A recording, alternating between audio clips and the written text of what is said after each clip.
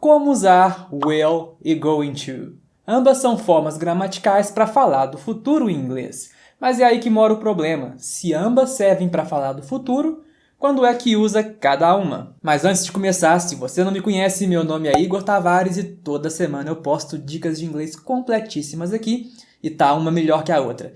Então, se você ainda não é inscrito no canal, considere se inscrever para não perder nenhuma dica, porque eu tenho certeza que vai te ajudar muito. Agora sim, sem delongas, vamos começar falando de going to, porque essa geralmente vai ser a forma mais usada e mais natural de falar do futuro no inglês falado. E a boa notícia é que nessa maioria dos casos, se você usar going to, vai soar mais natural, mas se você usar will, também não vai estar errado, só vai soar mais formalzão. Comparando com o português, por exemplo, a gente também tem duas formas de falar do futuro. Eu poderia falar, por exemplo, eu vou trabalhar ou eu irei trabalhar. O eu vou trabalhar é a forma que a gente mais usa no dia a dia e soa mais natural. E o eu irei trabalhar soa mais formalzão, né? E eu gosto de traçar esse paralelo aí, porque o going to e o will, na maioria dos casos, vai funcionar mais ou menos assim. Não sempre, e eu vou te falar aqui daqui a pouco quando que não é assim, mas geralmente é. Mas voltando ao going to, a forma é be going to. Mas como assim esse be? Esse be é simplesmente o verb to be, mas você vai usar a pessoa e o verb to be correspondente a ela. Você não vai literalmente colocar a palavrinha be, o verb to be, no infinitivo. Então, por exemplo, se a pessoa é I, então o verb to be equivalente é am. Então eu poderia fazer uma frase como I am going to study tomorrow. Ou contraindo, I'm going to study tomorrow. Então o que eu falei aqui simplesmente foi eu vou estudar amanhã. Esse going to é como se fosse um verbo auxiliar para o futuro. Se a pessoa é ela em inglês she, então o verb to be vai ser is. E eu poderia fazer uma frase como she's going to work tomorrow. Ela vai trabalhar amanhã. Repare que esses dois exemplos foram sobre planos futuros, coisas que a pessoa sabe que vai ter que fazer amanhã ou depois, algum momento do futuro. E esse é um contexto muito comum de se usar going to. Se a gente usasse, por exemplo, she will work tomorrow, não estaria errado, só soaria meio formalzão. Seria como se fosse ela trabalhará amanhã. É muito comum também usar going to para falar de previsões futuras, coisas que você acha que vai acontecer, mas não tem certeza. Por exemplo, I think it's going to rain tomorrow. Eu acho que vai chover amanhã. Eu acho, não sei, então usei going to aqui para falar que eu acho que vai chover. Outra coisa muito importante de saber é que existe uma contração informal no inglês falado para going to. Você pode falar gonna. Com certeza você já ouviu esse gonna aí alguma vez, e é isso, é a contração para o going to do futuro. Então, no mesmo exemplo, eu poderia falar simplesmente I think it's gonna rain. Eu acho que vai chover. No entanto, muito cuidado, essa contração gonna pode ser usada para substituir o going to auxiliar do futuro. Mas também existe o verbo go, que quando a gente usa no present continuous fica going,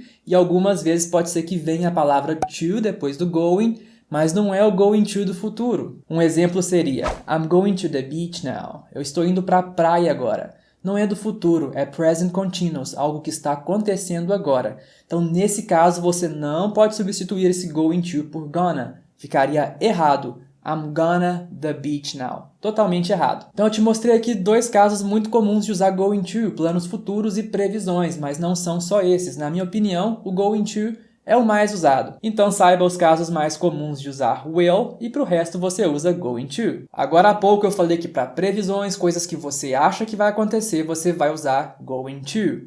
Mas se você tiver certa certeza, se você praticamente sabe que vai acontecer, é comum de usar-se will ao invés de going to. Por exemplo, ninguém entende melhor de natureza do que um índio. Então, se um índio olha para o céu e fala assim, vai chover, é porque vai chover mesmo, confia. Então, se esse índio falar inglês, ele poderia dizer It will rain today. Vai chover hoje. E agora note que nesse caso não vai soar como choverá hoje. Nesse e nos próximos casos que eu te falar que é mais comum usar will, é tão comum usar que não vai soar formal. E outro detalhe, eu brinquei aqui com o exemplo do índio para ficar claro, mas você não tem que ter tanta certeza assim para usar o will. Se você olhar para o céu e ver que o céu está preto e você tem quase certeza que vai chover, você pode falar It will rain today. Outro fato importante de saber é a contração aqui de novo. Logicamente o americano é preguiçoso e sempre que ele puder contrair ele vai.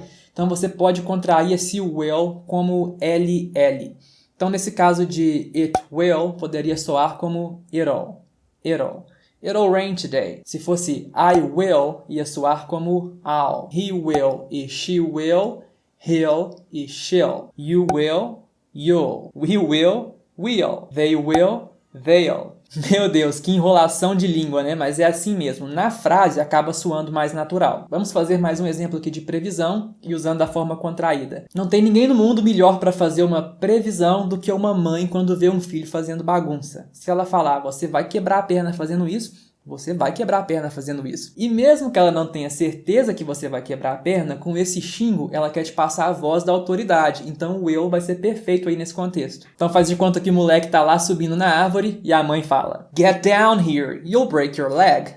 Desce aqui, você vai quebrar sua perna. Muito coisa de mãe isso. Um dia a minha mãe falou que eu ia quebrar o braço, meia hora depois, braço quebrado com sucesso. Outro contexto muito comum de se usar will são decisões rápidas, coisas que a gente decide que vai fazer praticamente imediatamente e decide sem planejamento. Nesse caso usamos will. Um caso muito comum é: telefone toca, você fala, vou atender. Então, em inglês você diria, I'll get it. Eu vou atender. Você sim poderia usar o verbo answer. I'll answer it. Mas é normal usar get para isso aí também, de atender telefone, atender a porta. O get, como sempre, sendo um verbo coringa, que serve para muita coisa. Outro exemplo, você está na sala com algum amigo e você reclama, tá frio aqui. E seu amigo, gente boa, vai e diz, I'll close the window. Eu vou fechar a janela. Então, claramente uma decisão rápida, espontânea. Nesse caso, will é muito adequado. E, finalmente, os últimos contextos que eu quero falar aqui são de ofertas e promessas. Por exemplo, você vê sua mãe fazendo um trabalho pesado e diz para ela, I'll help you. Eu vou te ajudar. É uma oferta, então você vai usar will. Agora imagine aí um casal de namorados discutindo e o namorado fala assim para a namorada, I'll change, I promise. Eu vou mudar, eu prometo.